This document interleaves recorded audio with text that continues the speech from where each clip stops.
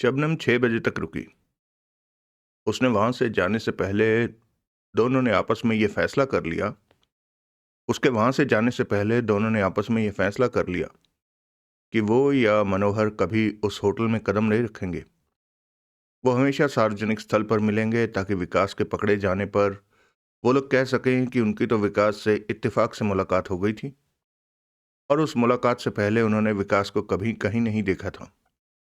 Hotel में उन लोगों के विकास के साथ पकड़े जाने से उन्हें विकास का संगी साथी समझा जा सकता था और फिर उसके साथ साथ वे भी गिरफ्तार हो सकते थे। शबनम ने कहा कि वो मनोहर से कहेगी कि वो इस बारे में छानबीन करे और फिर अगली सुबह विकास से संपर्क स्थापित करे। अंधेरा हो जाने के बाद विकास अपनी जैकेट और टोपी पहने डिनर की नीयत से बाहर निकला। वो उसी रेस्टोरेंट में पहुंचा जिसमें उसने लंच किया था। रेस्टोरेंट के बाहर एक छोकरा शाम का अखबार बेच रहा था। उसने एक प्रति खरीद ली और भीतर दाखिल हुआ। भोजन का ऑर्डर देने से पहले उसने अखबार पर निगाह डाली। महाजन के कत्ल का समाचार से सारा मुखपृष्ठ रंगा पड़ा था। लिखा था, नगर में तब सनसनी फैल गई जब स्थानीय कार डीलर और अपराध निरोधक कमेटी का चेयरमैन प्रकाश देव महाजन स्वयं को कत्ल कर दिए जाने की धमकी हासिल होने के 24 घंटों के भीतर अपने ऑफिस में दिन दहाड़े कत्ल कर दिया गया। कल रात 8 बजे महाजन को अपने घर के लेटर बॉक्स में एक चिट्ठी पड़ी मिली थी जो अखबार से अक्सर काट काट कर बनाई गई थी और जिसमें उसे जान से मार डालने की धमकी दी गई थी। पुलिस की धारणा है कि धमकी भरी उस चिट्ठी का महाजन के कत्ल से कोई रिश्ता नहीं है। उनकी इस धारणा के पीछे उनके इस दावे के का हाथ है कि वे जानते हैं कि महाजन की हत्या किसने की है।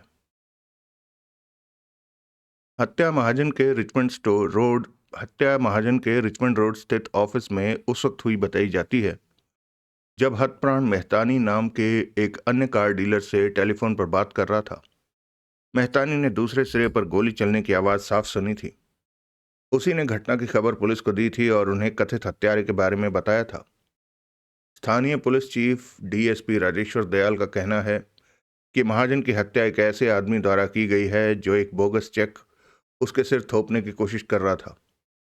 महाजन टेलीफोन पर मेहतानी के हत्यारे के बारे में कुछ सवाल कर रहा था और उसे पुलिस बुलाने को कह रहा था, जबकि हत्यारे ने वह वार्तालाप सुन लिया था और गिरफ्तारी से बचने के लिए महाजन को गोली से उड़ा दिया था।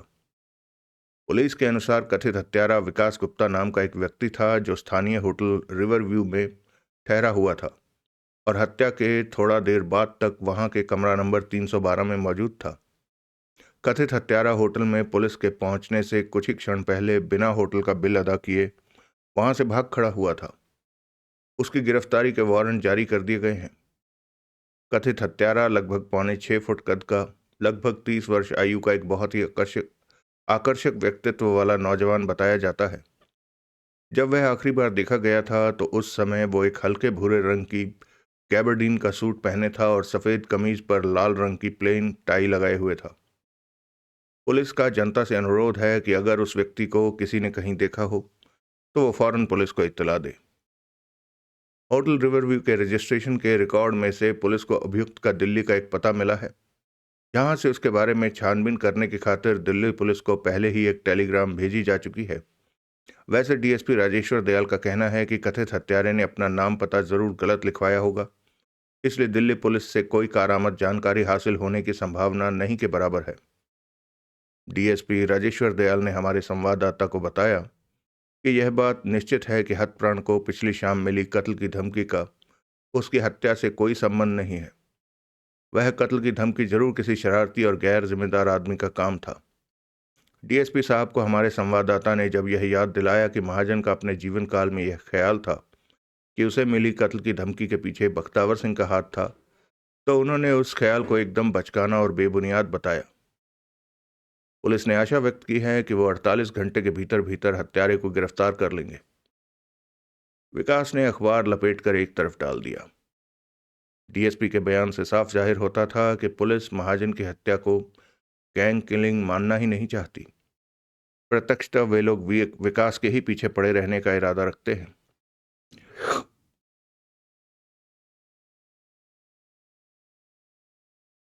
डीएसपी जरूर बख्तावर की मुट्ठी में था।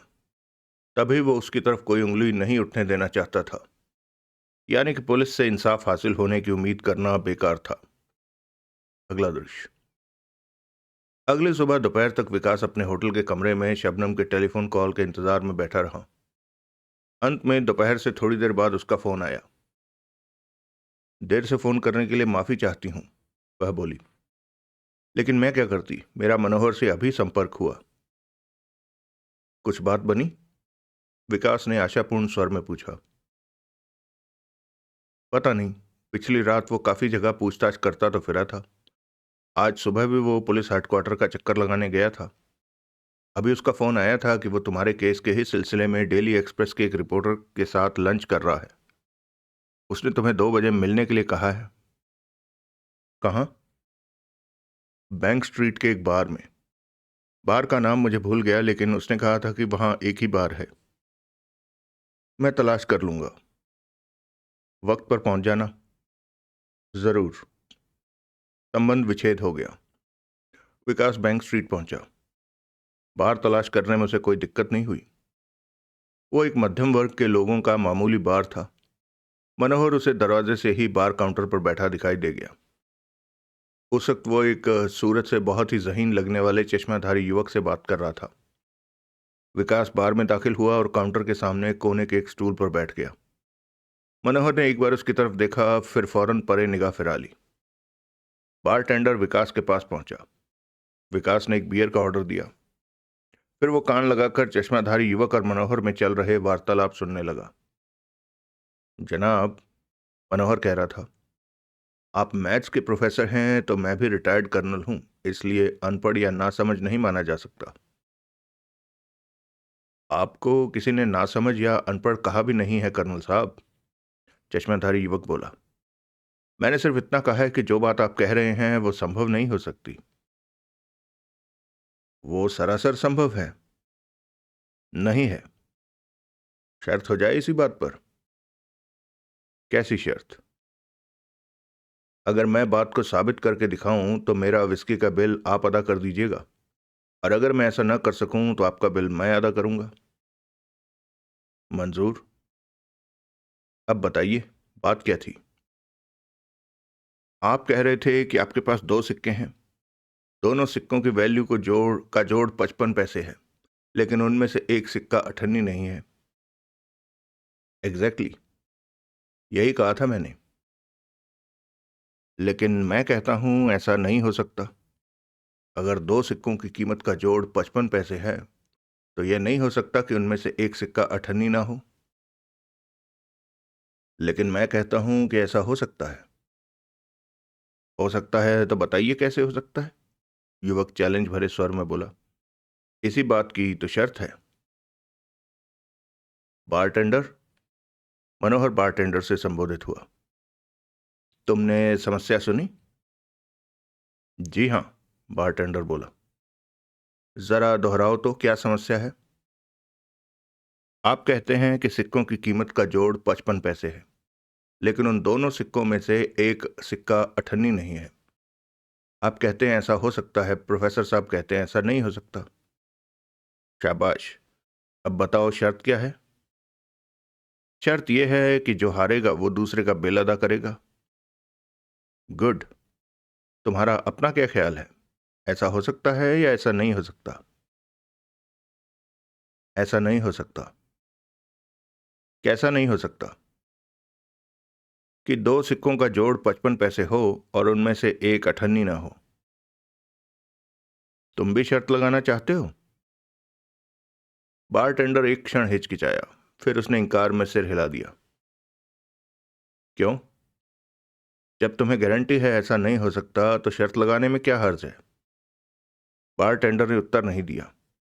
वो मनोहर से निगाह चुराने लगा। अब बताइए साहब, प्रोफेसर उतावले स्वर में बोला, कि ये कैसे हो सकता है कि 2 सिक्कों का जोड़ 55 पैसे हो, लेकिन उनमें उनमें से एक 98 ना हो? अभी लो, मनोहर बोला। उसने अपनी जेब में से एक 98 और एक 5 पैसे का सिक्का निकाला और उसे प्रोफेसर के सामने काउंटर पर रख दिया। देखिए, मनोहर बोला, इन दोनों सिक्कों का योग 55 पैसे है।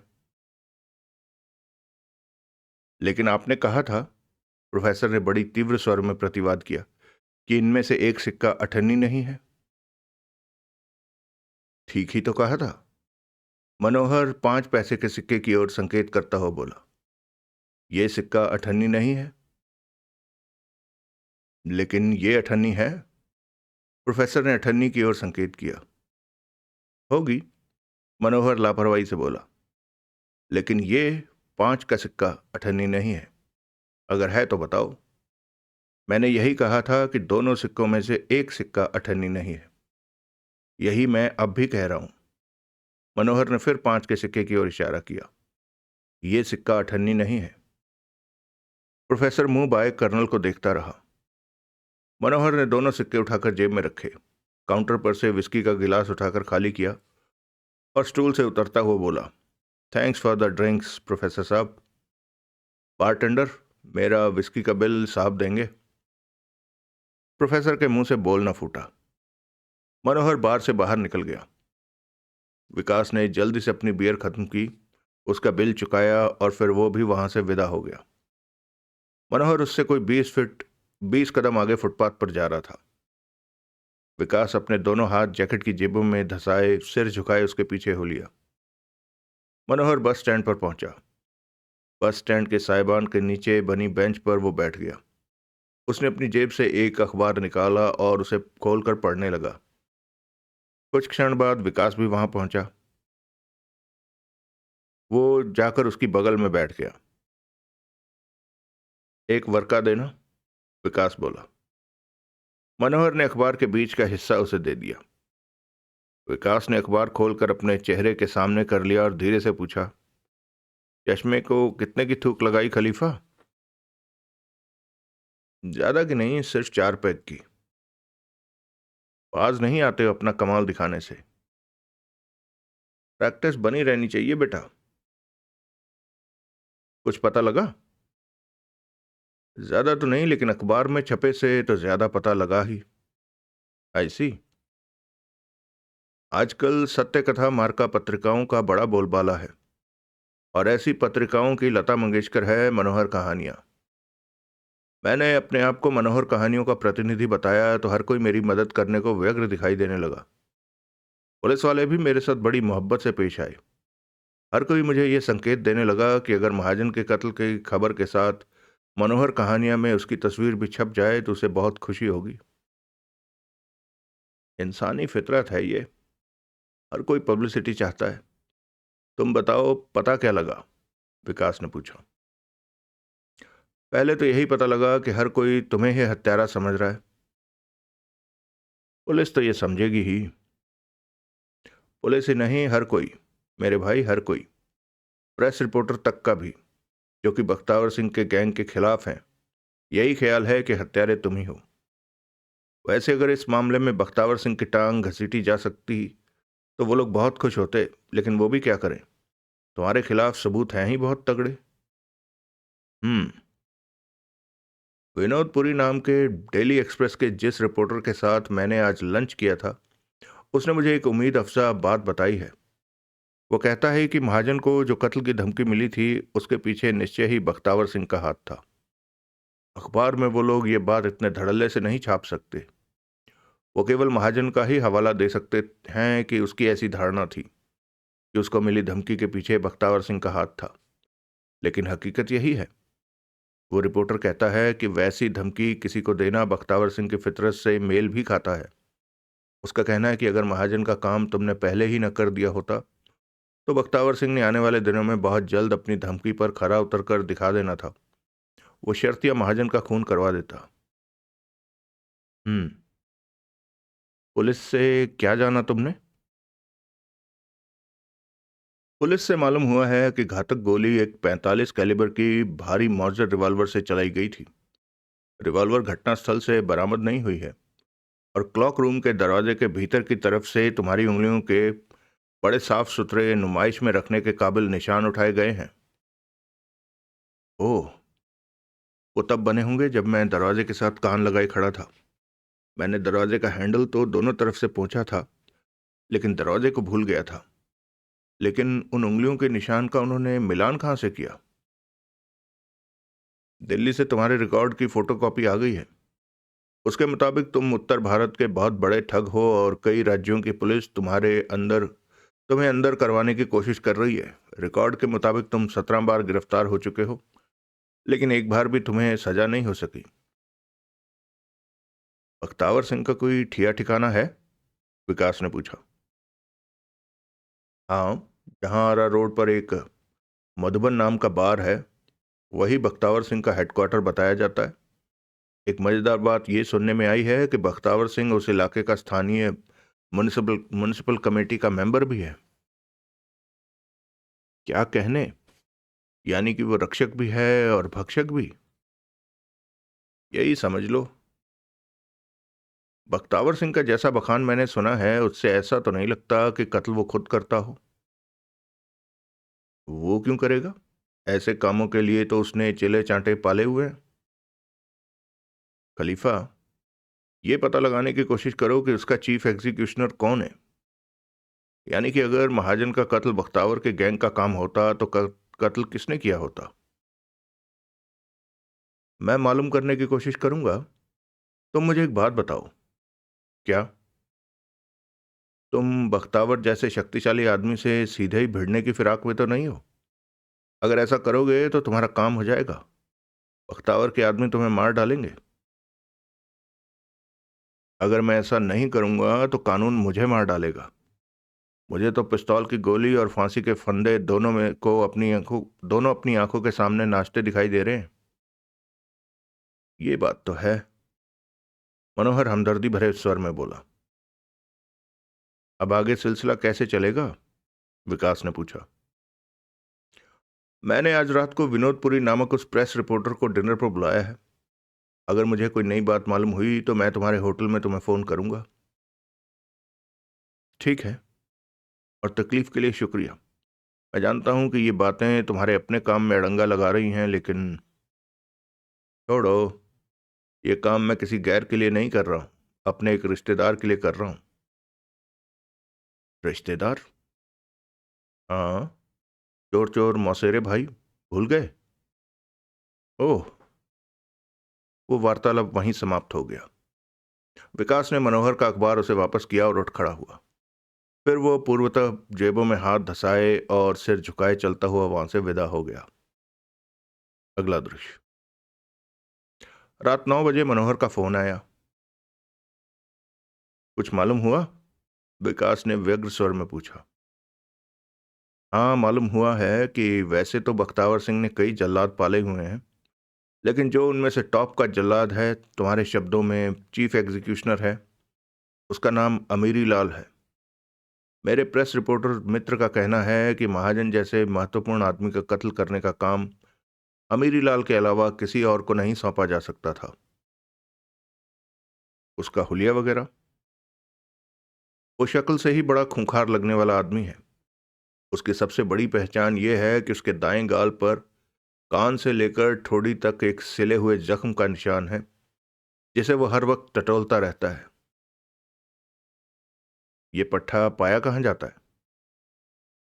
वहीं जहां इस किस्म के पट्टे पाए जाते हैं, बख्तावर के कथित हेडक्वार्टर मधुबन में। लेकिन वहां जाने से कोई फायदा नहीं होगा दोस्त। वो आदमी जुबान नहीं खोलता। वो तो अपने दोस्तों के साथ नहीं बतियाता। अजनबियों की तो बात ही क्या है। और सच पूछो तो उसके बारे में ये कहा जाता है कि दुनिया में बख्तावर सिंह के अलावा उसका कोई दोस्त है ही नहीं। मधुबन के बारे में बताओ। वो सिर्फ बख्तावर का अड्डा ही है या फिर चलता फिरता ग्राहक भी आता है? चलता फिरता ग्राहक खूब आता है और बड़े शौक से आता है। शौक से क्यों? क्योंकि वहां ड्रिंक्स के रेट कम है। म्युनिसिपल कमिश्नर के तौर पर बख्तावर की उस बार की वजह से बहुत जय जयकार होती है। इलेक्शन के दिनों में तो बख्तावर की तरफ से वहां फ्री ड्रिंक्स का दौर चलता है। लोग उसकी विस्की पीते हैं, फिर उसे और उसके पसंदीदा उम्मीदवारों को वोट देते हैं। कहते हैं उस बार की वजह से ही बख्तावर ने सारे विशालगढ़ को अपनी मुट्ठी में किया हुआ है। आई सी। इस आदमी को तुम कम मत समझो। लोग कहते हैं कि वो दादा है, लेकिन आज तक किसी की भी उसके मुंह पर यह बात कहने की हिम्मत नहीं हुई। और ना ही कभी अखबार वालों के छापे में उसे दादा करार देने का हौसला हुआ। हम्म। वो दादा है या नहीं, इस बात का बहरहाल इस हकीकत पर कतई कोई असर नहीं है कि उसकी मर्जी के बिना इस शहर में पत्ता भी नहीं हिल सकता। और बख्तावर के बारे में और कुछ नहीं है, लेकिन मेरे रिपोर्टर दोस्त ने किसी और के बारे में एक बड़ी दिलचस्प बात बताई है। किसके बारे में? महाजन की विधवा के बारे में।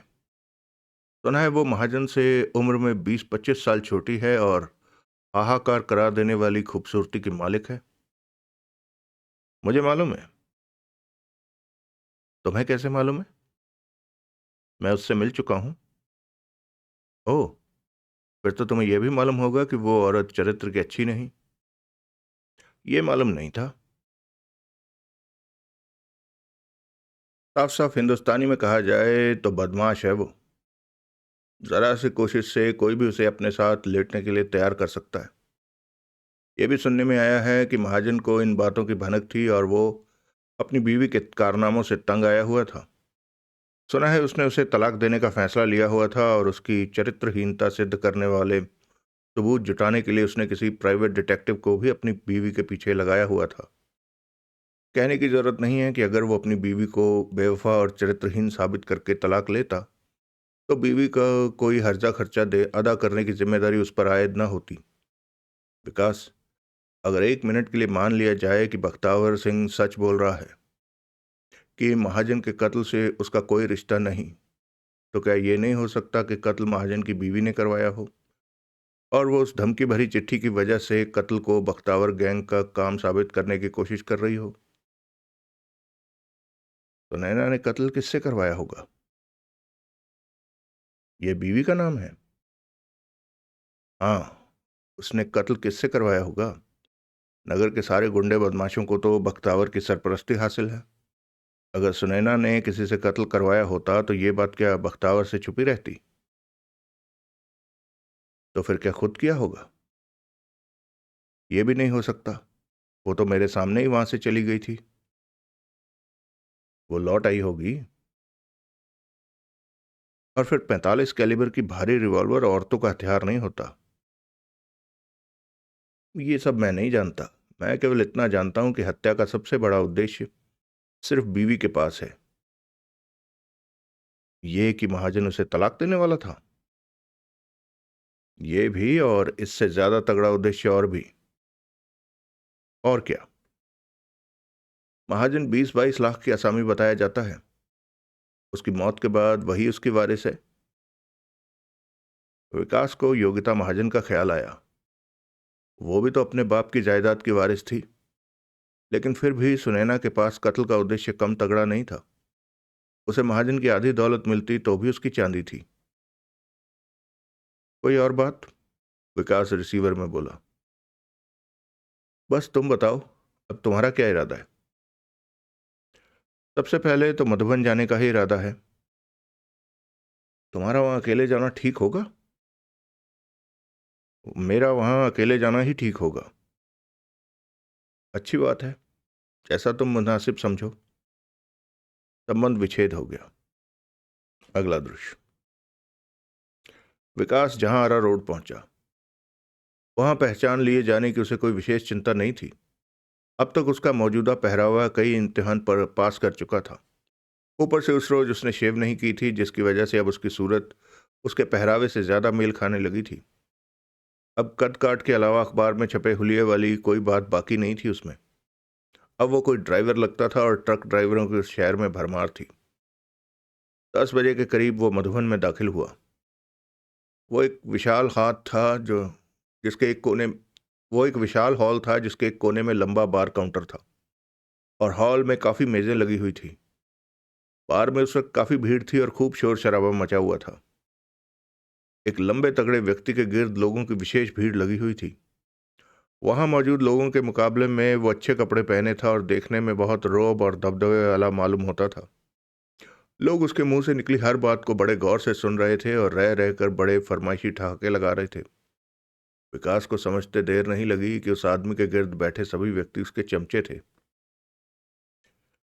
ये कौन साहब है?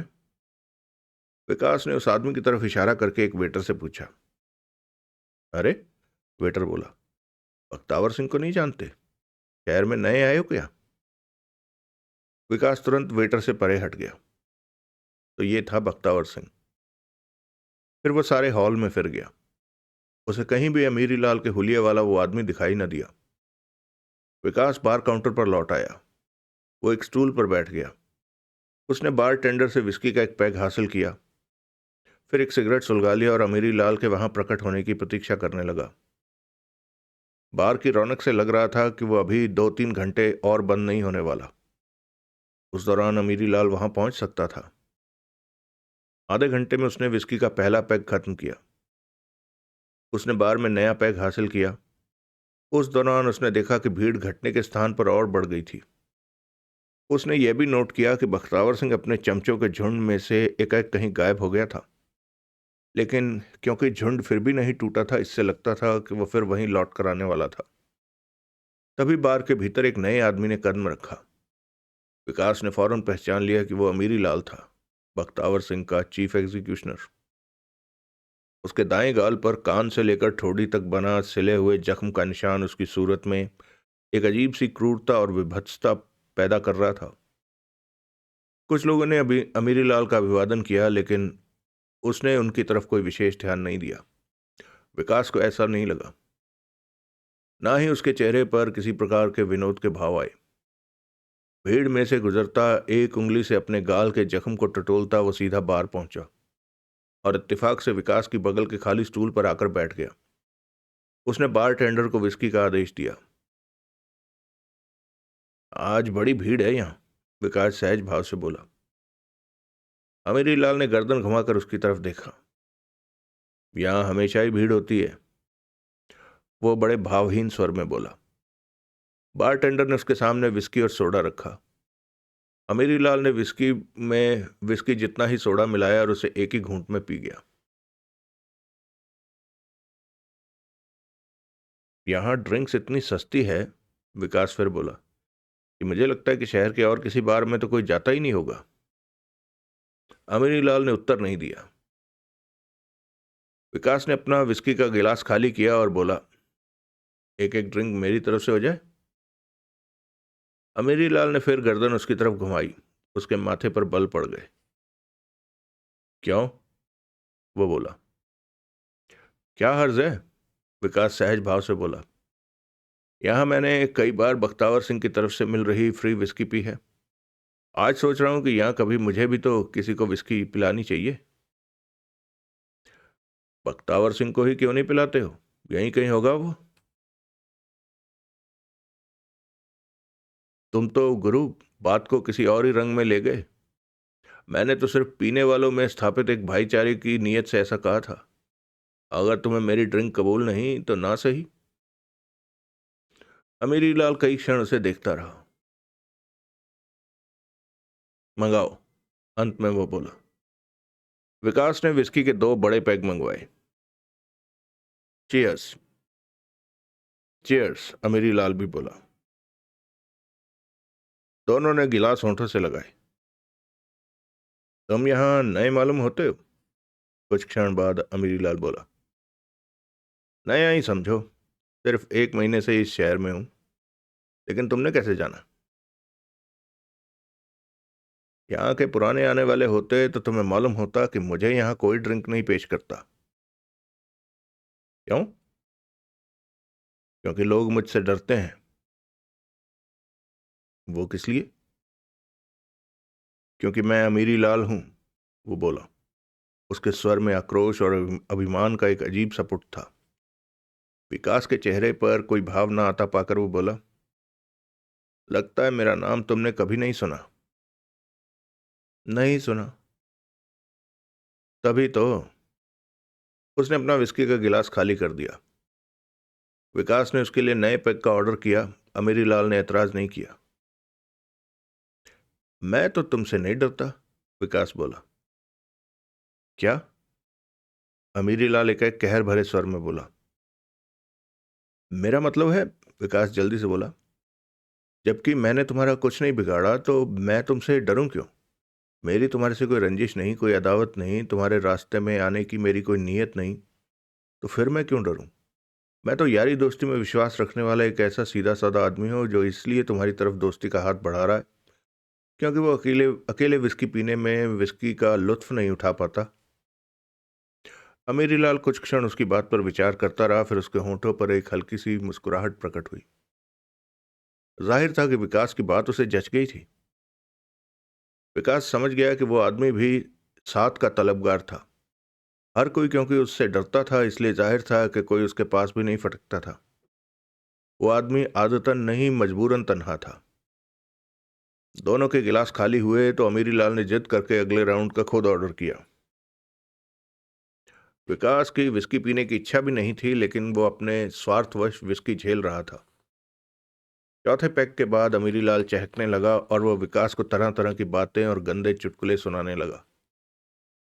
उसमें हुआ वो परिवर्तन खुद बार टेंडर के लिए भी हैरानी की बात थी। 11:30 बजे तक अमीरीलाल नशे में धुत हो चुका था। तुम्हें विश्वास नहीं होगा, वो विकास के कंधे पर हाथ मारता हुआ बोला, लेकिन ये हकीकत है कि एक दिन खुद बख्तावर सिंह ने मुझे एक गंदा चुटकुला सुनाया था। क्या चुटकुला था? अम्मा कसम, सुनोगे तो हंस हंस कर बेहोश हो जाओगे। विकास को वार्तालाप का रुख अपने मतलब की बात की तरफ मोड़ने का वो बड़ा मुनासिब मौका लगा। कल जो कत्ल हुआ था, वो सावधानी से बोला, उसमें बख्तावर सिंह को एक तो बहुत बड़ा फायदा हुआ। कत्ल? अमीरीलाल सक पकाया। भाई, मैं महाजन नाम के उस आदमी के कत्ल की बात कर रहा हूं, जो कोई नेता वेता भी था। उसके लिए तो यह भारी फायदे की बात है कि पुलिस को मालूम है कि असल में कत्ल किसने किया था। नहीं तो कत्ल की उस धमकी के बाद तो हर किसी की इल्जाम लगती उंगली बख्तावर सिंह की ओर ही उठती। एक बात बताऊं तुम्हें? अमीरीलाल उसकी ओर तनिक झुककर बड़े रहस्यपूर्ण स्वर में बोला। क्या? हर कोई यही समझ रहा है कि महाजन को जान से मार डालने की वो धमकी बख्तावर सिंह ने भेजी थी, और तो और उसके अपने कुछ आदमी भी यही समझते हैं। बख्तावर सिंह अपनी अंदरूनी बातें हर किसी को नहीं बताता, लेकिन मेरी बात और है। अच्छा? हाँ, मैं उसका दायां हाथ हूं। वो मुझसे कोई बात नहीं छुपाता। छोटी से छोटी बात भी वो मुझसे नहीं छुपाता। इसलिए मुझे ये बात मालूम है। कौन सी बात? कि महाजन को वो धमकी वाली चिट्ठी बख्तावर सिंह ने नहीं भेजी थी। तो फिर किसने भेजी थी? उसी ने जिसने महाजन का कत्ल किया, बताते हैं।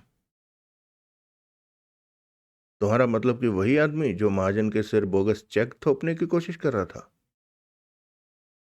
वो बात भी गलत साबित हो चुकी है। पुलिस को मालूम हुआ है कि नेशनल बैंक में उस आदमी का 50,000 रुपये जमा था। यानी कि पुलिस को मालूम है कि वो बोगस चेक चलाने वाला कोई ठग नहीं था। हाँ, कमाल है। अमीरी लाल और थोड़ा उसकी तरफ सरक आया और इतने धीमे स्वर में बोला कि विकास को सुनने में दिक्कत महसूस होने लगी। जानते हो बख्तावर सिंह का अपना क्या ख्याल है? क्या ख्याल है? विकास बोला। उसका ख्याल है कि सारा किया धरा महाजन की नौजवान बीबी का है। उसी ने इस विकास गुप्ता नाम के आदमी से महाजन का कत्ल करवाया। कहते हैं इस आदमी का दिल्ली में मीलों लंबा पुलिस रिकॉर्ड है और वो कोई बहुत पहुंचा हुआ दादा है। अच्छा जी। हाँ, महाजन की बीवी जानती थी कि महाजन और बख्तावर सिंह के बीच लग रही है। उसने शक का रुख बख्तावर सिंह की ओर करने की खातिर खुद वो धमकी भरी चिट्ठी तैयार की और कत्ल से 1-2 दिन पहले अपने लेटर बॉक्स में डाल दी, जहां से कि वो सहूलियत से महाजन के हाथ लग सकती। हर किसी ने यही समझा कि वह धमकी बख्तावर सिंह ने भेजी थी। फिर जब कत्ल हो गया तो भी हर किसी ने यही समझा कि कत्ल बख्तावर सिंह ने करवाया। ओह, लेकिन हकीकत यह है कि अगर कत्ल बख्तावर सिंह ने कराया होता तो वो इतने बेहुदे ढंग से ना हुआ होता। विकास खामोश रहा। अब तक केवल मनोहर लाल ने ही महाजन की बीवी पर अपना शक जाहिर किया था, लेकिन अब वही बात वो अमीरी लाल के मुंह से सुन रहा था। लेकिन सवाल ये था कि पुलिस भी महाजन की बीवी पर हत्यारा होने का संदेह कर रही थी या नहीं। फिर उसने महसूस किया कि उसमें भी उसके लिए कोई राहत नहीं थी। अब ये समझा जा रहा था कि उसकी ठगी की पोल खुल रही थी, इसलिए उसने महाजन की बीवी द्वारा कत्ल के लिए ठीक हुआ कोई किर, कत्ल के लिए ठीक हुआ कोई किराए का पिट्ठू था। यानी कि केवल उद्देश्य में परिवर्तन आ जाता, हत्यारा फिर भी वही समझा जाता। हत्यारे से महाजन के कत्ल का सिलसिला ठीक से जमा ही नहीं, अमीरी लाल कह रहा था। एक तो यही उसकी बेवकूफ़ी थी कि जिस कार को बेचने के बहाने वो महाजन के यहाँ पहुंचा, वो उसने थोड़ी देर पहले ही इसी शहर से खरीदी थी। फिर बख्तावर सिंह का ख्याल है कि उस वक्त जरूर वहां और भी ग्राहक मौजूद रहे होंगे। उनके चले जाने तक वहीं अटके रहने की खातिर ही वो बहाना करके क्लॉक रूम में चला गया होगा।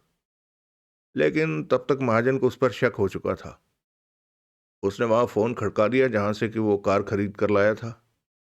वो फोन पर दूसरे कार डीलर को उसके बारे में सब कुछ बताने लगा। तभी वो क्लॉक रूम से बाहर निकला और महाजन अभी फोन पर बात कर ही रहा था कि उसने महाजन को शूट कर दिया। महाजन ने फोन पर यह भी बता दिया था कि वो आदमी कौन था और इस तरह कत्ल का सारा सिलसिला गड़बड़ा गया। और हत्यारे को लेने के भाई कमाल हो गया, आज तो पत्थर बोल पड़ा। अमीरीलाल बोलता बोलता रुक गया और उसने और विकास ने एक साथ घूमकर पीछे देखा। पीछे बख्तावर सिंह खड़ा था। पत्थर न सिर्फ बोल रहा है, बख्तावर सिंह अमीरीलाल को घूरता हुआ बोला, बल्कि बोलता ही चला जा रहा है। विकास के जिस्म में सिहरन सी दौड़ गई। पता नहीं वो कब से उनके पीछे खड़ा उनका वार्तालाप सुन रहा था।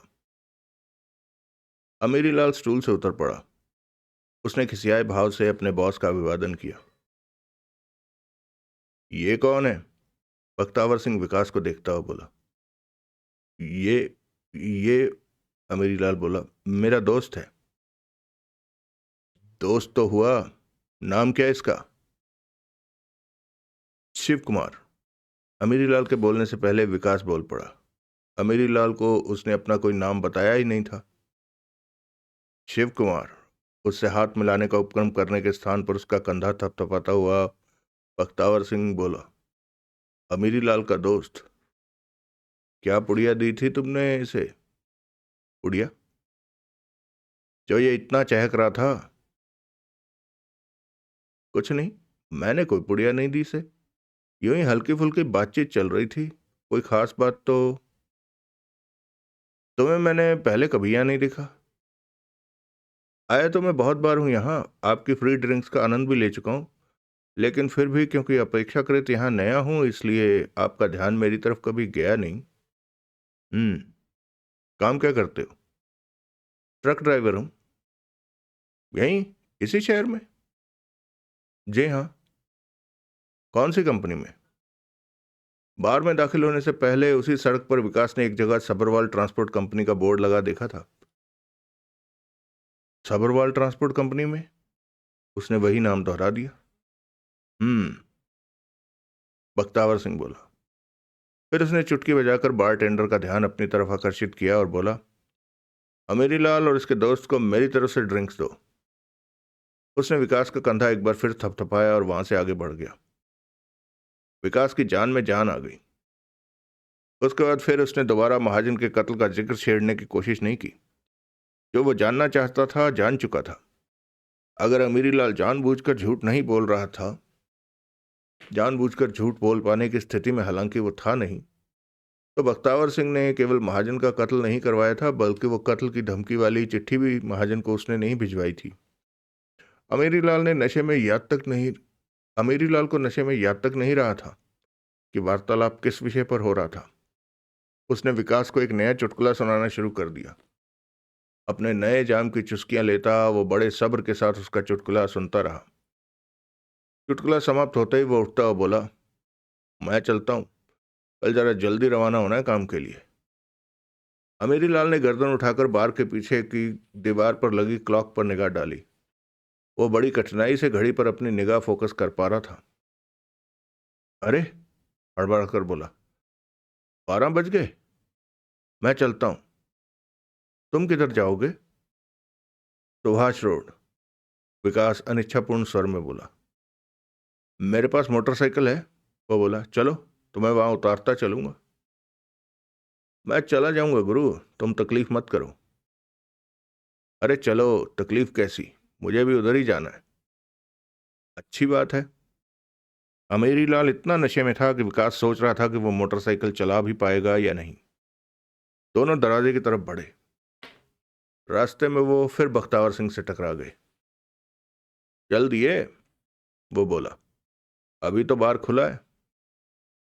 बस साहब, विकास संकोचपूर्ण स्वर में बोला। बहुत हो गई भाई, हमारी तरफ से। शुक्रिया साहब, लेकिन फिर कभी। मर्जी तुम्हारी। अमीरीलाल की तरफ घूमा। और तुम कहाँ जा रहे हो? इसे घर पहुंचाने, अमीरीलाल नशे में थरथराती आवाज में बोला। तुरंत बख्तावर सिंह के चेहरे पर हैरानी के भाव आए। भाई शिव कुमार, वो बोला, क्या जादू कर दिया तुमने मेरे आदमी पर? किसी के लिए ऐसी यारी दिखाता तो मैंने इसे आज तक नहीं देखा। उत्तर देने के स्थान पर विकास बड़े शिष्ट भाव से हंसा। फिर बख्तावर सिंह ने अपनी दोनों बाहें दोनों के कंधे के गिर्द लिपटा दी और उनके साथ चलता हुआ बोला। शिव कुमार, अमीरीलाल की ड्राइविंग के बारे में तुम्हें एक बात बता दूं। ये नशे में टुन होकर भी कई होशमंदों से बढ़िया ड्राइविंग कर सकता है। इसलिए ये सोच सोच कर घबराना नहीं कि ये रास्ते में एक्सीडेंट कर देगा। मैं नहीं घबराता, विकास बोला। वो अभी दरवाजे से 4 कदम दूर ही थे कि दरवाजा खुला और एक नए आदमी ने भीतर कदम रखा। वो ठिठक गए। उसने बख्तावर सिंह और अमीरीलाल का अभिवादन किया। फिर उन दोनों पर से फिसलती हुई निगाह विकास पर पड़ी। उसका निचला जबड़ा लटक गया और नेत्र फैल गए। अरे, वो एकदम चिल्लाया, ये तो वही आदमी है जिसे मैंने फिएट बेची थी। ये तो महाजन साहब का हत्यारा है। अब विकास ने भी उसे पहचाना। वो कमर्शियल स्ट्रीट वाले सिंधी कार डीलर मेहतानी का सेल्समैन था। विकास ने बख्तावर सिंह या अमीरीलाल में से किसी की प्रतिक्रिया का विकास ने बख्तावर सिंह या अमीरीलाल में से किसी की प्रतिक्रिया की प्रतीक्षा नहीं की। वो बख्तावर की बांह की लपेट में से निकला और उसने फौरन दरवाजे की तरफ छलांग लगा दी। सेल्समैन युवक को उसने परे धकेला और खाली हॉल के दरवाजे का हैंडल पकड़कर उसे घुमाया। लेकिन अपने नशे की उस हालत में भी अमीरीलाल ने लाजवाब फुर्ती का परिचय दिया। पलक झपकते ही उसके हाथ में एक रिवॉल्वर प्रकट हुई। विकास ने भी दरवाजा खोला ही था कि अमीरीलाल उसके पीछे पहुंच गया।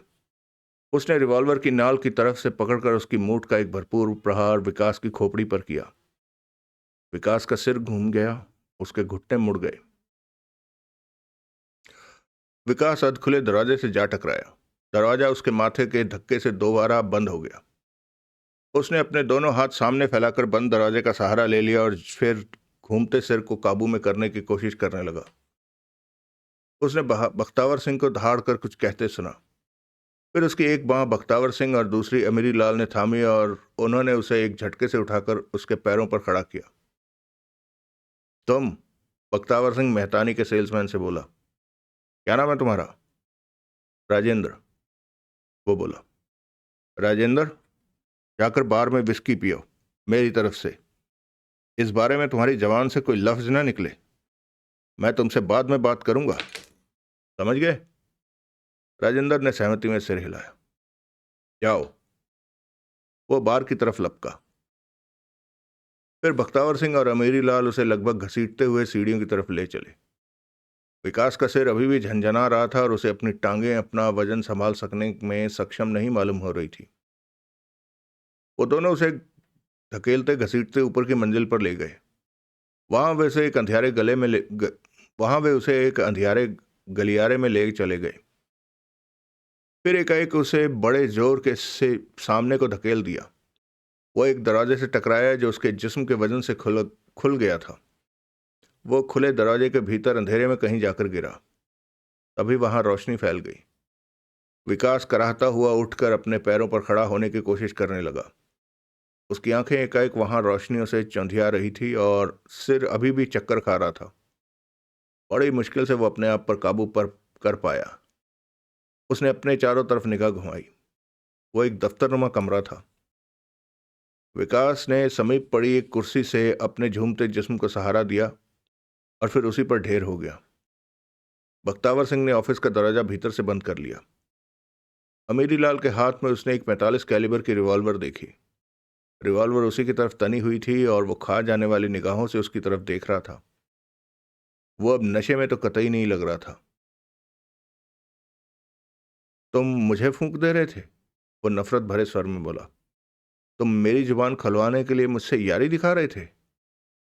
और वो यूं विकास की तरफ बढ़ा जैसे वो उसे कच्चा चबा जाना चाहता हो। अमीरी, बख्तावर सिंह तीखे स्वर में बोला, रुक जाओ। बड़ी कठिनाई से अमीरी अपने आप पर काबू पा सका। वो एक कदम पीछे हट गया, लेकिन रिवॉल्वर की नाल का रुख उसने विकास से परे नहीं किया। उसके होंठ भिजे हुए थे और उसकी आंखें अभी भी विकास पर भाले बर्छियां बरसा रही थी। अपने खाली हाथ से वो बड़ी बेचैनी से अपने गाल के जख्म का निशान टटोल रहा था। बख्तावर सिंह विकास के समीप पहुंचा। उसने हाथ बढ़ाकर एक झटके से विकास के सिर से उसकी टोपी उतार ली। वो कई क्षण बहुत गौर से उसकी सूरत का मुआयना करता रहा, फिर निश्चयपूर्ण स्वर में बोला, तुम वही हो। उसने विकास की टोपी उसकी गोद में डाल दी। तुम शर्तिया वही आदमी हो। विकास खामोश रहा। बड़ी मेहनत से अपने घूमते सिर पर काबू पाने की कोशिश कर रहा था। यहां किस चक्कर में आए थे तुम? बख्तावर सिंह ने फिर सवाल किया। विकास ने अपने सिर को हौले से उस स्थान पर छुआ जहां मेरी लाल के रिवॉल्वर के प्रहार की वजह से एक अंडे जितना बड़ा घूमड़ निकल आया था। मैं यहां, वो क्षीण स्वर में बोला, अपने सिर से कत्ल की तोहमत हटाने की कोशिश में आया था। तोहमत कैसे हटाना चाहते थे तुम? उसे मेरे सिर थोप कर?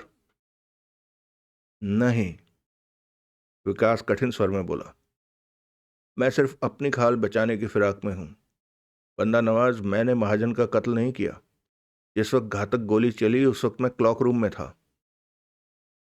तो फिर तुम भागे क्यों थे? क्योंकि पुलिस को मेरी बात पर कभी विश्वास नहीं होता। लेकिन तुम समझते हो कि मैं तुम्हारी बात पर विश्वास कर लूंगा? यह हकीकत है। यह हकीकत है कि मैंने महाजन का खून नहीं किया। विकास जिद भरे स्वर में बोला, वरना मैं यहां क्यों आता? यहां क्यों आए तुम? क्योंकि मैं यहां से कोई ऐसा सबूत हासिल होने की उम्मीद कर रहा था जिससे यह स्थापित हो पाता कि महाजन का कत्ल तुमने करवाया था। अगर मैंने महाजन का कत्ल किया होता तो फिर क्या मैं ऐसी कोई कोशिश करता? तो तुम मुझे फंसवाने की फिराक में थे। अगर तुम गुनहगार होते, खामखा नहीं, अमीरी लाल से जो मेरी बात हुई थी उससे मुझे विश्वास हो गया था कि तुम्हारा महाजन के कत्ल में कोई हाथ नहीं। आज अगर मैं निर्विघ्न यहां से निकल पाया होता तो दोबारा कभी तुमने मेरी यहां सूरत ना देखी होती। जानकर खुशी हुई कि तुम मुझे बेगुनाह समझ रहे हो, बख्तावर व्यंग्यपूर्ण स्वर में बोला। अब मुझे अपनी बेगुनाही का भी विश्वास दिलाओ। मैं उस आदमी का कत्ल भला क्यों करता जिसे मैंने अपनी धोखाधड़ी और ठगी के शिकार के तौर पर चुना हुआ था? उसके कत्ल ने तो इतनी मेहनत से तैयार की गई मेरी सारी योजना बिगाड़ दी। क्या थी तुम्हारी योजना? विकास ने अपनी योजना कह सुनाई। बात छुपाने से तो कोई फायदा था नहीं। अलबत्ता उसे बात पर विश्वास आ जाने पर उसे जरूर कोई फायदा पहुंच सकता था। बंदा परवर, अंत में विकास बोला, अपनी जिंदगी की आखिरी घड़ियों में महाजन ऐन वही कुछ कर रहा था जो कि मैं चाहता था कि वो करे। पुलिस समझती है कि गिरफ्तारी से बचने के लिए मैंने उसका कत्ल कर दिया, लेकिन ये बात गलत है। गिरफ्तार तो मैं होना चाहता था। गिरफ्तार होने के लिए तो मैं सारे पापड़ बेल रहा था। मेरी गिरफ्तारी तो मेरे कॉन गेम का सबसे महत्वपूर्ण अंग थी। हम्म। और यह धारणा भी सरासर गलत है कि मैं महाजन की बीवी द्वारा ठीक किया हुआ कोई किराए का कातिल था। महाजन की मौत से कुछ मिनट पहले मैंने अपनी जिंदगी में पहली बार देखा था उस औरत को। जब मैं वहां पहुंचा था तो वो महाजन के साथ उसके ऑफिस में पहले से ही मौजूद थी, लेकिन मेरे वहां पहुंचने के तुरंत बाद वो वहां से चली गई थी। महाजन की बीवी उस वक्त महाजन के पास थी? वो तीखे स्वर में बोला।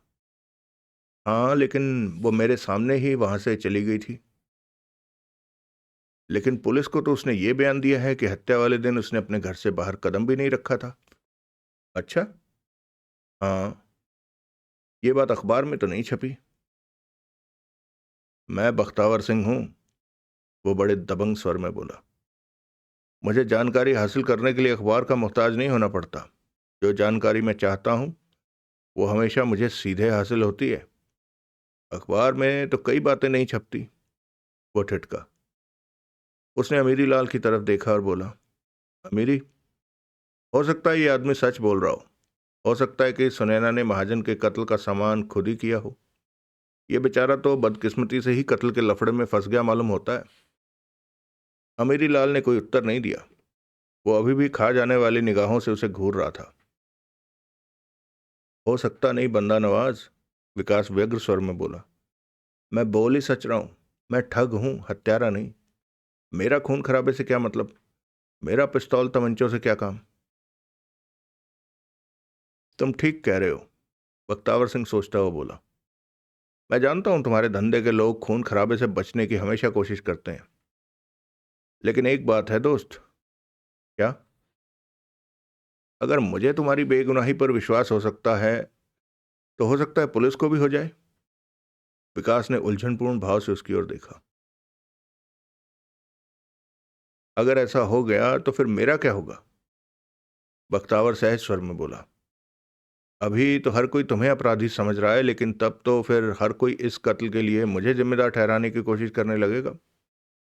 फिर हर कोई उस कत्ल की धमकी की चर्चा करने लगेगा जो महाजन को डाक में मिली थी।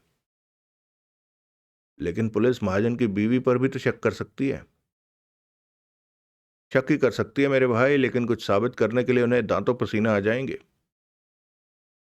फिर भी आपको क्या? आपके खिलाफ कुछ साबित करने में भी तो पुलिस को दांतों पसीने आ जाएंगे।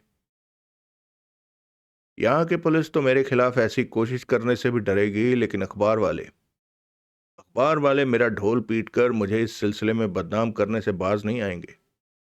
मरने से पहले के एक बयान में महाजन इस बात का इशारा भी दे गया है कि उसको मिली कत्ल की धमकी के पीछे वो मेरा हाथ समझता था। अखबार वाले मुझे बदनाम कर सकते हैं दोस्त।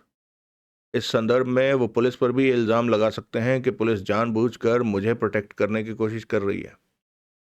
फिर हो सकता है पुलिस पर ऊपर से दबाव पड़ जाए। बड़ी विकट स्थिति है मेरे भाई। आपका इरादा क्या है? आप मुझे पुलिस के हवाले करना चाहते हैं? मुझे नहीं लगता कि उसके कोई फायदा होगा। मैंने पहले ही कहा है कि पुलिस को तुम्हारी बेगुनाही पर विश्वास हो सकता है, जैसे कि मुझे विश्वास हो गया। फिर तुम छूट जाओगे और हर किसी के कहर का रुख मेरी तरफ हो जाएगा। नहीं, तुम्हें पुलिस के हवाले करने में कोई फायदा नहीं।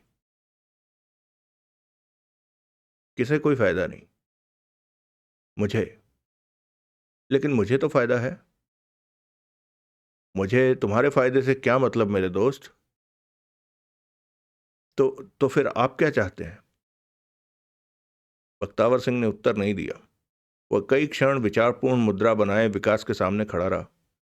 फिर वो लंबे डग भरता हुआ कमरे में लगी ऑफिस टेबल के पीछे पहुंचा। उसने वहां रखा टेलीफोन उठा लिया और एक नंबर डायल करके फिर माउथ पीस में बोला, बख्शी, नीचे कौन कौन है? ठीक है, हनुमान और जनक को ऊपर मेरे ऑफिस में भेज दो। उसने रिसीवर रख दिया। विकास ने अपनी टोपी विकास ने अपनी गोद में पड़ी टोपी उठाकर अपने सिर पर जमाई और कुर्सी पर से उठता हुआ बोला, अगर आप मुझे पुलिस में नहीं दे रहे तो मुझे यहां से रुखसत होने की इजाजत दीजिए। हाँ हाँ, क्यों नहीं? बख्तावर बड़ी लापरवाही से बोला। अमीरी तुम्हें घर छोड़ने जा रहा था ना? क्यों अमीरी? जी हाँ, अमीरी लाल बोला। हनुमान और जनक को भी साथ ले जाओ और साहब को बड़ी हिफाजत से इनके घर तक लेकर जाओ। घर है कहाँ इनका? सुभाष रोड पर। सुभाष रोड में कहाँ? अमीरी लाल ने विकास की तरफ देखा। स्टार होटल में, विकास बोला। लेकिन मैं चला जाऊंगा जनाब। अरे नहीं, अमीरी तुम्हें छोड़कर आएगा। इतनी रात हो गई है, मगर रास्ते में तुम्हें कुछ हो गया तो? लेकिन रास्ते में तुम्हें हरगिज भी कुछ नहीं होना चाहिए। क्यों अमीरी? अमीरी लाल ने सहमति में सिर तो हिला दिया, लेकिन उसके चेहरे से उलझन के भाव स्पष्ट रूप से परिलक्षित हो रहे थे। अब इस केस का खात्मा बड़ी नफासत से हो जाएगा। पुलिस की थ्योरी है कि महाजन का कातिल ये आदमी है। मेरे ख्याल से यही थ्योरी बढ़िया है। अब महाजन की बीवी का नाम इस केस में घसीट कर क्यों खामखा पेचीदगियां पैदा की जाएं? फर्ज करो कि वो औरत कातिल है। अब अगर वो कत्ल की सजा पाने से बच भी जाती है तो हमारा क्या बिगड़ता है? लेकिन अगर ये आदमी सजा पाने से बच जाता है तो हमारा बहुत कुछ बिगड़ता है। समझे अमीरी लाल? जी हाँ, अमीरी लाल उलझनपूर्ण स्वर में बोला। अब तुमने ऐसा इंतजाम करना है कि ना रहे बांस और ना बजे बांसुरी। जी हाँ, इस बार अमीरी लाल बड़े तत्पर स्वर में बोला। स्टार होटल इस काम के लिए वैसे भी अच्छी जगह है। वहां तुम सहूलियत से ऐसा इंतजाम कर सकोगे कि सारा सिलसिला एकदम स्वाभाविक लगे। कैसा इंतजाम? विकास व्यग्र भाव से बोला। कैसा सिलसिला? तुम्हारी आत्महत्या का इंतजाम, बख्तावर सिंह बोला। तुम्हारी आत्महत्या का सिलसिला? कत्ल के केस का समापन करने के लिए आत्महत्या से बेहतर कोई तरीका नहीं होता। बेचारे महाजन के हत्यारे ने कानून के हाथों अपने अंजाम से घबराकर आत्महत्या कर ली। बंद दरवाजे के बाहर दस्तक पड़ी। बख्तावर ने आगे बढ़कर दरवाजा खोला। दो आदमी भीतर दाखिल हुए। एक आदमी बहुत विशालकाय और भद्दे चेहरे वाला था। दूसरा दुबला पतला और ठिगना था, लेकिन वो पहले वाले से ज्यादा खूंखार लगता था। दोनों खामोशी से दरवाजे के पास खड़े हो गए। ये वो आदमी है? बख्तावर विकास की तरफ संकेत करता हुआ उनसे संबोधित हुआ। महाजन के कत्ल के सिलसिले में जिसकी पुलिस को तलाश है, यह आदमी आत्महत्या करके एक तरह से अपराध स्वीकार करेगा। तुम लोगों ने इस काम में इसकी मदद करनी है, और बातें तुम्हें अमीरी समझा देगा। तीनों आदमियों ने सहमति में सिर हिलाया। उन्हें एक आदमी का कत्ल करने के लिए कहा जा रहा था और उसकी उन पर ऐसी प्रतिक्रिया हुई थी जैसे बख्तावर सिंह उन्हें मोड़ की दुकान पर जाकर एक सिगरेट का पैकेट लाने के लिए कह रहा हो।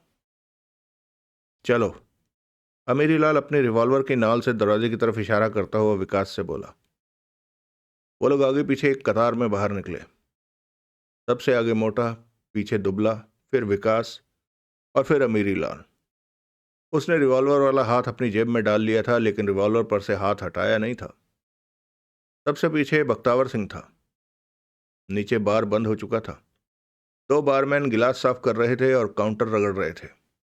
ग्राहक के तौर पर वहां केवल एक ही व्यक्ति मौजूद था, सिंधी कार डीलर मेहतानी का युवा सेल्समैन राजेंद्र। नीचे पहुंचकर बख्तावर सिंह बिना एक शब्द भी बोले उनसे अलग हो गया। वो बाहर पहुंचे। विकास, दुबला और अमीरी लाल दरवाजे पर के पास ही ठिठक गए। मोटा इमारत से परे कहीं चला गया। थोड़ी देर बाद वो एक कार ड्राइव करता हुआ उनके समीप पहुंचा। अमीरी लाल ने विकास को कार की पिछली सीट की तरफ टहोका। विकास कार में दाखिल हुआ। उसके बाद पतला भीतर दाखिल हुआ। उसके भी हाथ में एक रिवॉल्वर प्रकट हुई। उसने रिवॉल्वर विकास के पहलू से सटा दी। कार का घेरा काटकर अमीरी लाल परली तरफ पहुंचा और उधर का दरवाजा खोलकर विकास के दूसरे पहलू में आ बैठा। हनुमान, अमीरी लाल ने ड्राइविंग सीट पर बैठे मोटे को संबोधित किया। सुभाष रोड पर स्टार होटल जाना है। कार को जरा इधर या उधर ही खड़ी करना। हनुमान के नाम से पुकारे जाने वाले मोटू ने सहमति में सिर हिलाया और कार आगे बढ़ा दी। यानी कि पतले का नाम जनक था, विकास ने मन ही मन सोचा। कार बार के कंपाउंड से बाहर निकली और सुनसान सड़क पर दौड़ चली। वो सुभाष रोड पहुंचे। हनुमान ने कार को होटल की बगल के एक पतली गली में दाखिल करके रोका। अपना कमरा नंबर बोलो, अमीरी लाल ने विकास से बोला। विकास ने उत्तर नहीं दिया। अमीरी लाल ने हाथ चलाया। विकास की टोपी उसके सिर से उतरकर फिर उसकी गोद में आ गिरी। अमीरी लाल ने उसे बालों से पकड़ लिया और जोरों से बालों को उमेठा। विकास की गर्दन घूम गई। पीड़ा से उसकी आंखों में आंसू छलक आए। अपना कमरा नंबर बोलो, अमीरी लाल फिर बड़े सहज भाव से बोला। 105, विकास कठिन स्वर में बोला। शाबाश, अमीरी लाल जनक से संबोधित हुआ। इसको कवर करके रखना। उसने अपनी रिवॉल्वर जेब में रख ली और कार से बाहर निकला। कहाँ जा रहे हो? जनक ने पूछा। इसका कमरा देखने, अमीरी लाल बोला, और रिसेप्शन से गुजरे बिना इसके कमरे तक पहुंचने का कोई रास्ता तलाश करने होटल में जा रहा हूं। जनक ने सहमति में सिर हिलाया। वो गली में से निकलकर होटल की तरफ बढ़ गया। हनुमान ने अपनी जेब में से सिगरेट का मुड़ा तुड़ा पैकेट निकाला। उसने एक सिगरेट अपने होठों से लगाया, अपनी जेब टटोली और फिर जनक से बोला, माचिस देना। जनक का खाली हाथ उसकी जेब में सरक गया। माचिस निकालने की क्रिया के दौरान उसकी निगाह तो विकास पर से न हटी, लेकिन एक क्षण के लिए रिवॉल्वर की नाल जरूर उसके पहलू से परे हो गई। विकास ने अपनी टोपी अपने हाथ में थामी हुई थी। उसकी पीक वाला अग्रभाग कार्डबोर्ड का था और बहुत सख्त था। एकाएक उसने टोपी के अग्रभाग का वार जनक की आंखों पर किया। जनक जोर से चिल्लाया। उसी क्षण विकास का हाथ उसके रिवॉल्वर वाले हाथ पर पड़ा। उसकी उंगलियां उसके सिलेंडर पर इस प्रकार कस गई कि वो घूम न सके और उसमें से गोली न चल सके। उसने टोपी हाथ से निकल जाने दी और अपने दूसरे हाथ का प्रहार जनक की रिवॉल्वर वाली कलाई पर किया। जनक की उंगली खुल गई, रिवॉल्वर उसके हाथ से निकल गई और उसके दोनों हाथ टोपी के नुकीले अग्रभाग से घायल अपनी आंखों पर जा टिके। हनुमान अपने विशाल शरीर के लिहाज से बहुत फुर्तीला निकला। अपने साथी के चिल्लाने की आवाज सुनते ही उसका हाथ अपनी जेब में रखी रिवॉल्वर पर जा पड़ा। पलक झपकते ही उसकी रिवॉल्वर उसके हाथ में प्रकट हुई, लेकिन जब तक उसका रुख कार के पिछले हिस्से की तरफ किया, तब तक जनक की रिवॉल्वर विकास के हाथ में आ चुकी थी। उसने रिवॉल्वर को सीधा करने में समय नष्ट नहीं किया। उसको सिलेंडर की ओर से पकड़े पकड़े ही उसने उसका प्रहार अपने सामने किया। रिवॉल्वर का दस्ता इतनी जोर से हनुमान की ठोड़ी से टकराया कि विकास का अपना हाथ झंझना गया। एक ही बार इतना शक्तिशाली साबित हुआ कि हनुमान औंधे मुंह सीट पर उलट गया। विकास ने वैसा ही एक प्रहार जनक की खोपड़ी पर जमाया। उसका कराहना फौरन बंद हो गया। कार के दरवाजे के साथ लगी उसकी पीठ नीचे को सरकी और उसकी ठोड़ी उसकी छत से आ लगी। विकास ने उसकी तरफ का दरवाजा खोला और उसके अचेत शरीर को कार से बाहर धकेल दिया। उसी दरवाजे रास्ते वो बाहर निकला। उसने वो दरवाजा बंद किया और अगला दरवाजा खोला। उसने हनुमान का मुआयना किया। वो भी जनक की तरह एकदम बेहोश था। विकास ने रिवॉल्वर अपनी जैकेट की जेब में डाली और हनुमान को उसके भारी कंधों से पकड़कर बाहर घसीटा। बड़ी कठिनाई से वो उसके विशाल शरीर को कार से बाहर निकाल पाया। वो कार में सवार हो गया। अभी उसने कार का इंजन स्टार्ट किया ही था कि गली के दहाने पर अमीरी लाल प्रकट हुआ। विकास ने कार को बैक करने का ख्याल छोड़ दिया और उसे गली में आगे भगा दिया। पीछे से अमीरी लाल ने फायर किया। कार का पिछला शीशा तड़का। गोली भीतर कहीं छत से टकराई। दूसरी गोली चलने की नौबत न आई। तब तक कार गोली की रेंज से बहुत परे निकल आई थी। गली में से निकलकर उसने कार गली के दहाने पर मौजूद चौड़ी सड़क पर भगा दी। उस क्षण उसके मन में एक ही ख्याल था कि उसने बख्तावर सिंह के आदमियों से ज्यादा दूर निकल जाना है। अब वो सोचने लगा कि बख्तावर सिंह का अगला कदम क्या होगा। उस शहर की पुलिस चाहे उसकी जेब में थी, लेकिन फिर भी विकास को इस बात की संभावना नहीं के बराबर लगी कि वो पुलिस को उसके पीछे लगाता, क्योंकि बख्तावर सिंह ये तो चाहता ही नहीं था कि वो जिंदा पुलिस के हाथ पड़ता। इसलिए जहां तक पुलिस का सवाल था, उसका मौजूदा बहरूप अब भी उसके काम आ सकता था। लेकिन बख्तावर सिंह का अपना गैंग भी कोई छोटा नहीं था। उसके अपने आदमी भी बेशुमार थे जो कि उसकी तलाश में लग जाने वाले थे। अब उसने न केवल पुलिस से बल्कि बख्तावर के गुंडों से भी बचकर रहना था।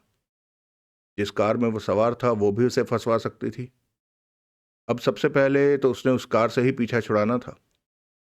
वो उसको छोड़ने के लिए किसी ऐसी जगह के बारे में सोचने लगा जहां वो तुरंत किसी की निगाह में ना आ पाती। अब तक वो सुभाष रोड से बहुत दूर निकल आया था। तभी कार रिचमंड रोड पर दाखिल हुई। आगे महाजन का कार बाजार था। पहले तो उसने वहां से सीधा गुजर जाना चाहा, लेकिन फिर कुछ सोच कर उसने कार रोक दी। उसने भीतर कंपाउंड पर एक निगाह दौड़ाई। रात के उस समय कंपाउंड उजाड़ था। कार के लिए वो सुरक्षित जगह थी। जल्दी वो किसी की निगाह में नहीं आने वाली थी। उस जगह का मालिक मर चुका था और वहां की दुकानदारी पता नहीं कब दोबारा शुरू होने वाली थी। बहरहाल उसकी कार कहाँ गायब हो गई थी, इस बात की खबर फौरन बख्तावर सिंह को नहीं लगने वाली थी। उसने कार को वहां दो कारों के बीच मौजूद खाली जगह में पार्क कर दी और फिर पैदल सड़क पर आगे बढ़ा। एक स्थान पर उसे कूड़े का ड्रम दिखाई दिया। अपने सिर से टोपी उतारकर उसने ड्रम में डाल दी। अब उसकी वो टोपी भी मशहूर हो जाने वाली थी। अंधेरे की ओट में वो पैदल आगे बढ़ता रहा। वो अपनी जेब में आदतन ज्यादा पैसे नहीं रखता था, इसलिए उस वक्त उसकी जेब में मुश्किल से 100 रुपए थे। उसकी बाकी की रकम उसके स्टार होटल के कमरे में मौजूद थी, जहां लौटना आत्महत्या करने जैसा काम साबित होना था। वो मनोहर लाल या शबनम को पैसे के लिए फोन कर सकता था, लेकिन उस वक्त उसकी सबसे बड़ी समस्या पैसा नहीं थी। पैसे से ज्यादा कमी उसे वक्त की थी। उसने पुलिस द्वारा या बख्तावर सिंह के आदमियों द्वारा पकड़ लिए जाने से पहले साबित करके दिखाना था कि वो हत्यारा नहीं था। उसे अब इस बात की लगभग गारंटी थी कि महाजन की मौत के लिए बख्तावर सिंह जिम्मेदार नहीं था। तो फिर कौन था हत्यारा? क्या महाजन की बीवी? उसकी आंखों के सामने सुनैना महाजन की सूरत घूम गई। क्या वह औरत हत्यारी हो सकती थी? हो तो सकती थी, लेकिन यह साबित कैसे किया जाता कि वह हत्यारी थी? क्या वो उससे मिले और कुछ सूंघने की कोशिश करे? लेकिन वो तो उसकी सूरत देखते ही पुलिस पुलिस की दुहाई देने लग सकती थी। फिर उसे योगिता का ख्याल आया। योगिता को अपनी सौतेली माँ से योगिता की अपनी सौतेली माँ से बनती मालूम नहीं होती थी। क्या योगिता सुनैना के खिलाफ उसकी तरफदारी कर सकती थी? उसके दिल ने गवाही दी कि योगिता उसकी मदद करने को राजी हो सकती थी। मदद वो ना भी करती तो भी वह उसको देखते ही पुलिस पुलिस की दुहाई तो हरगिज न देने लगती। आखिर वो एक बार उसे पुलिस के चंगुल में आने से बचा चुकी थी। लेकिन तब और बात थी। उसने अपने आप से बहस की। तब उसे मालूम नहीं था कि असल माजरा क्या था, लेकिन अब वो उसके बाप का कातिल ठहराया जा रहा था। क्या अब भी वो उसकी मदद करेगी? अपने विवेक के साथ बहस में हार रहा था, लेकिन फिर भी उसने योगिता वो अपने विवेक के साथ बहस में हार रहा था, लेकिन फिर भी उसने योगिता से संपर्क स्थापित करने का फैसला कर लिया। उसने घड़ी देखी। 1 बज चुका था। इतनी रात गए वो उससे कहाँ संपर्क स्थापित करे? वो तो जानता ही नहीं था कि वो कहाँ रहती है। अपने बाप के साथ तो वो हरगिज नहीं रहती होगी। वो वहां रहती होती तो होटल रिसेप्शनिस्ट की मामूली नौकरी न कर रही होती। तो फिर कहाँ? उसने रिवर व्यू होटल में रिंग करने का फैसला किया। थोड़ा आगे सड़क पार एक पेट्रोल पंप था। पेट्रोल पंप तो बंद हो चुका था, लेकिन उसके एक पहलू में बने टेलीफोन बूथ में रोशनी दिखाई दे रही थी। विकास समीप पहुंचा तो उसने उसका दरवाजा भी खुला पाया। उसने डायरेक्टरी में होटल रिवर व्यू का नंबर देखकर उस पर टेलीफोन किया। दूसरी ओर से उत्तर मिलते ही वो बोला, क्या आप मुझे अपने रिसेप्शनिस्ट मिस योगिता महाजन का पता? होल्ड कीजिए। दूसरी ओर से उत्तर मिला। विकास रिसीवर कान से लगाए खड़ा रहा। हेलो। थोड़ी देर बाद उसके कान में एक नया स्त्री स्वर पड़ा। थोड़ी देर बाद उसके कान में एक नया स्त्री स्वर पड़ा। कौन है? विकास हैरान हो गया। वो योगिता की आवाज थी। तो क्या वो रात की ड्यूटी पर थी? जरूर यही बात थी। मैं विकास गुप्ता बोल रहा हूं, वो माउथ पीस में बोला। विकास? वो हैरानी से बोली। योगिता, फोन मत बंद कर देना प्लीज। क्या चाहते हो? सबसे पहले तो मैं तुम्हारा विश्वास चाहता हूं, लेकिन अखबार में तो कुछ छपा है, जो कुछ छपा है वो सच नहीं है। अखबार में जो कुछ लिखा है वो मैंने नहीं किया। योगिता, भगवान के लिए मेरा विश्वास करो। लेकिन मेरी प्रार्थना है कि तुम मुझे एक बार सफाई देने का मौका दो। तुम क्या कहना चाहते हो? सबसे पहले तो मैं यही कहना चाहता हूं कि मैं जानता हूं कि यह कत्ल किसने किया हो सकता है। असली कातिल को इस अजनबी शहर में मैं अकेला नहीं पकड़वा सकता। इस सिलसिले में मुझे किसी की मदद चाहिए, और तुम्हारे सिवा मुझे ऐसा कोई नहीं दिखाई दे रहा जो मेरी मदद कर सकता हो। योगिता, मुझे एक बार अपने से मिलने का मौका दो। कब? अभी। इतनी रात गए? जानते हो क्या टाइम हुआ है? जानता हूं, लेकिन जब तुम ड्यूटी पर हो तो तुम्हें मेरे से मिलने में कोई खास दिक्कत पेश नहीं आएगी। ड्यूटी पर? कौन ड्यूटी पर है? तुम। मेरी ड्यूटी तो शाम 6 बजे तक होती है। तुम इस वक्त ड्यूटी पर नहीं हो? नहीं। तो फिर तुम होटल में क्या कर रही हो? और कहाँ जाऊं? मैं तो रहती ही यहीं हूं। क्या? क्या बात है, तुमने मुझे फोन किया है? तुम्हें यह मालूम है कि मैं कहाँ रहती हूं? नहीं मालूम। तो तुमने मुझे फोन कैसे किया? मैंने तो होटल के नंबर पर तुम्हारा पता पूछने के लिए फ़ोन किया था। ऑपरेटर ने मेरी पूरी बात भी नहीं सुनी थी, ये मुझे होल्ड करा दिया। फिर जब फ़ोन में दोबारा आवाज़ आई तो वो तुम्हारी थी। ओह! मैं होटल में ही रहती हूँ। यहाँ की नौकरी में किसी को होटल के एक हॉस्टल नुमा ब्लॉक में एक कमरा मिलता है। ये सुविधा तनख्वाह में शामिल है। मैं तो सोई हुई थी और टेलीफोन की घंटी सुनकर जागी थी। क्या मैं वहाँ आ सकता हूँ? इतनी रात गए? ये ज़रूरी है। कल तक बहुत देर हो चुकी होगी योगिता। अगर इसी वक्त मेरा तुमसे मिलना ज़रूरी ना होता तो मैं हरगिज़ भी ऐसी जिद न करता। उसने उत्तर न दिया। योगिता, विकास व्यग्र भाव से बोला, इस वक्त दर दर भटक रहा हूँ। अगर मैं यूं ही भटकता रहा तो ये हो सकता है कि सुबह तक मैं बख्तावर सिंह के आदमियों के हाथ पड़ जाऊं। वो किस लिए? ये एक लंबी कहानी है, लेकिन बख्तावर सिंह को पुलिस से भी ज्यादा तलाश है मेरी। क्यों? कहाना ये लंबी कहानी है जो मैं मुलाकात होने पर सुनाऊंगा। अब बोलो, तुम मुझे वहां आने दे सकती हो? आने तो मैं दे सकती हूँ, लेकिन मेरे पास आना क्या तुम्हारे लिए समझदारी का काम होगा? क्या मतलब? तुम मेरे पिता के कातिल बताए जाते हो। तुम्हें इस बात का डर नहीं लगता कि तुम्हें यहाँ बुलाकर शायद मैं पुलिस को भी बुला लूं? योगिता, मैं ईश्वर की कसम खाकर कहता हूं, मैं तुम्हारे पिता का कातिल नहीं हूं। लेकिन अगर तुम्हें मेरी बात पर विश्वास नहीं हो रहा तो तुम शौक से पुलिस बुलवा रखना। तुम होटल तक कितनी देर में पहुंच सकते हो? मैंने पैदल चलकर आना है। योगिता के स्वर में तब्दीली आई देखकर विकास ने चैन की एक लंबी सांस ली। आधा घंटा तो लग ही जाएगा। ठीक है, होटल के पिछवाड़े में पहुंचना। आधे घंटे बाद मैं तुम्हें पिछवाड़े वाले दरवाजे पर मिलूंगी। शुक्रिया। विकास ने रिसीवर रख दिया और बूथ से बाहर निकल आया।